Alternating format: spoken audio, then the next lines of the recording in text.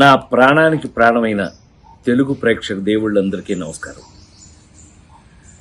మొన్న Robin Hood pre release ఈవెంట్లో అనుకోకుండా డేవిడ్ వార్నర్ మీద నా నోట్లోంచి ఒక మాట దొర్లింది.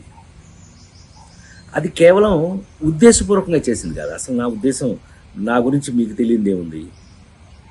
ఆ ఫంక్షన్కి వచ్చే ముందు మేమందరం కలిసి ఉన్నాం. ఎంత అల్లరి చేశాము అని అంటే గనక, నితిన్ని అతన్ని మీరంతా నాకు పిల్లలు లాంటి వాళ్ళు అన్న అంటే గట్టిగా వాటేసుకుని, నేను మెదకుండా ఉండకుండా, నువ్వు యాక్టింగ్ చేస్తున్నావు కదా, నువ్వు యాక్టింగ్లోకి రా, నీ సంగతి చెప్తానన్నా. అంటే అతను అన్నాడు, మీరు క్రికెట్లోకి రండి, మీ సంగతి చెప్తానన్నాడు. ఇలా మ్యాక్సిమం అల్లరి చేసాము. అల్లరి చేసి ఆ ఫంక్షన్కి వచ్చాము. ఏది ఏమైనా I love David Warner. I love his cricket.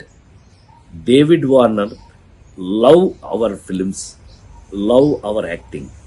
So మేము, నాకు తెలిసి ఒకళ్ళకి ఒకళ్ళం బాగా క్లోజ్ అయిపోయాం. ఏది ఏమైనా ఈ జరిగిన సంఘటన మిమ్మల్ని ఏదైనా మనసు బాధ పెట్టినట్టయితే, ఎవరినైనా తెలియకుండా, నేను నిజంగా ఉద్దేశపూర్వకంగా అన్నది కాదు కాబట్టి, అయినా కూడా ఐ ఫీల్ వెరీ సారీ.